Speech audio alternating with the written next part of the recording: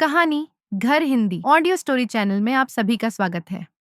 कहानी घर की आज की पेशकश है मालती जोशी जी की लिखी हुई भावनात्मक कहानी सती। पूरा आंगन ढोलक की थाप से गूंज रहा था। रोज की तरह मोहल्ले भर की औरतें जुड़ आई थीं और गीतों की कल्पना की लड़ियां पिरो रही थीं। कहीं बन्नों के बाबा से, ताऊ से जड़ाऊ कंगन बनवाने का आग्रह था, तो कहीं चाचा और फूफा को कलेक्टर दूल्हा ढूंढने के लिए कहा जा रहा था।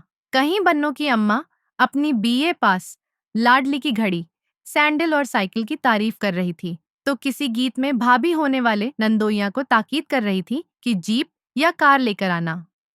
मेरी नक्छड़ी ननद रानी टमटम या बैलगाड़ी में नहीं बैठेगी। औरतें झूम झूम कर गा रही थीं। कोई मन चली तो मौज में आकर ठुमका भी लगा देती थी। मस्ती का आलम पूरे जोर पर था। इन गीतों की नायिका को इस महफिल से कोई मतलब नहीं था। वह तो छज्जे पर अपनी सखी सहेलियों से घिरी मेहंदी लगवा रही थी। रचना और मेघना ने उसकी दोनों हथेलियां थाम रखी थीं और वे उन पर महीन चित्रकारी कर रही थीं। प्लास्टिक कोन से झड़ती हुई हरी कंच मेहंदी दुल्हन के हल्दी लगे हाथों पर बड़ी प्यारी लग रही थी।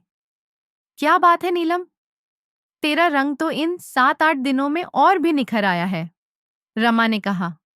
शादी की खुशी ऐसा ही रंग लाती है पगली, तुझे जल्दी ही पता चल जाएगा। गौरी ने रमा के चिकोटी काटी। अगले महीने की 26 को उसकी भी तो शादी है। शादी की खुशी तो खैर है ही, नीलम की भाभी ने कहा, पर थोड़ा क्रेडिट मुझे भी तो दो। वह उबटन बनाया है कि बस? वाह, क्या उपटन बनाया है, पूरा बदन छील कर रख दिया है। बड़ी एहसान फरामोश हो। खैर, तुमसे तो यही उम्मीद थी। अपना इनाम तो मैं कुंवर जी से वसूल करूंगी, वो तो देखकर ही दंग रह जाएंगे। क्या यही है वह नीलम जिसे हम देख कर गए थे? फेयर एंड लवली, किसी ने उछाला। अरे गोली मारो अपनी फेयर एंड लवली को, हमारा नुस्खा उससे लाख गुना बेहतर है। सो तो होगा ही, वंदना ने कहा। तभी तो इतने सालों से भाई साहब को अपने रूप जाल में बांधे हुए हैं। अपना राज हमें भी तो बताइए भाभी प्लीज, लड़कियों ने चिरौरी की। अरे वाह, मुफ्त में कैसे बता दें। तभी नीचे से उनकी बुलाहट हुई और वे हास्य विनोद की इस महफिल को बीच में ही छोड़कर नीचे आईं। मेहंदी के कलाकारों ने सुस्ताने के लिए 10 मिनट का मध्यंतर कर दिया था। मौका पाकर गार्गी ने बाल खोल लिए थे और अब वह उंगली के पोरों से उनमें तेल मल रही थी। देख नीलम, मैं जताए दे रही हूँ, गार्गी ने कहा। आज जितना जी चाहे तेल डलवा लेना, पर कल एक बूंद भी नहीं डालने दूंगी। सुबह अच्छी तरह शैम्पू करा लेना, नहीं तो कोई भी हेयर स्टाइल नहीं बना पाएगी। फिर तो परंपरागत लंबी छोटी डालकर ही जयमाला के लिए जाना पड़ेगा।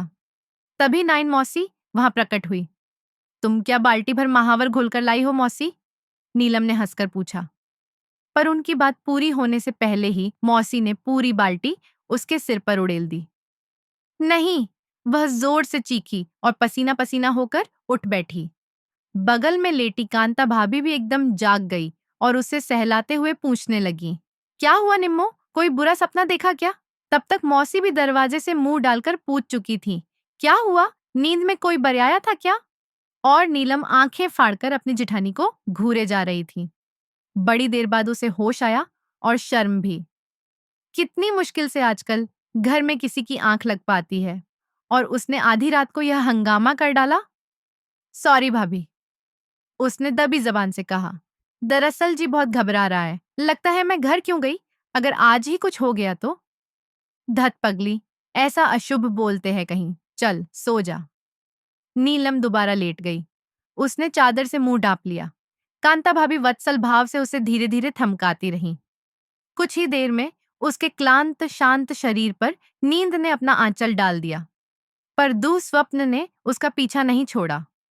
इस बार सहेलियों के हुजूम में कांता भाभी का चेहरा भी आकर जुड़ गया था और उसे देखकर उसे बार बार दहशत हो रही थी। नीलम बराबर चिरौरी कर रही थी। भाभी जी, आप जाइए भी, आप जैसों का यहाँ क्या काम है? पर कांता भाभी थीं कि जमकर बैठ गई थीं। नहीं, बैठी कहाँ थीं, बाल्टी लेकर ही तो आई थीं। नाइन मौसी तो उसके पांव में महावर लगा रही थी। सर पर पानी तो कांता भाभी ने ही उड़ेला था। चादर के भीतर वह पसीने से नहा गई थी, पर दम साधकर वैसी ही पड़ी रही। हाथ भर के अंतर पर कांता भाभी लेटी हैं और उनकी ओर देखने का साहस उसमें नहीं है। शाम को उन्हें देखा है, तब से वह सहज नहीं हो पा रही है। शाम को ही वे लोग भोपाल से आई थीं। घर का सामान रखकर दोनों सास बहू गिरीश को देखने सीधे अस्पताल पहुंची थीं। कांता भाभी को उसने पूरे 3 साल बाद देखा था। उनका वह निराभरण रूप देखकर वह धक से रह गई थी। झुककर पैर छूने का भी उसे होश नहीं रहा था। 3 साल पहले अशोक भैया, गिरीश के मौसेरे भाई, एक दुर्घटना में चल बसे थे। पूरे परिवार पर वज्रपात ही था वह। सब लोग भागे भागे शोकाकुल परिवार को धीरज बंधाने पहुंचे थे। नीलम भी अपने सास ससुर के साथ गई थी। उस समय पूरे घर में ही शोक का साम्राज्य था। पहनने ओढ़ने की सुध किसी को नहीं थी। पर इस बात को तो 3 साल हो गए। भाभी को देखकर लगा जैसे वह कल ही की बात है। पूरा इतिहास मन में फिर ताजा हो उठा। वह गुमसुम हो गई। उसकी उदासी को सबने लक्ष्य भी किया, पर वे लोग यही समझे कि गिरीश की बिगड़ती हालत को देखकर वह टूट गई है, पस्त हो गई है।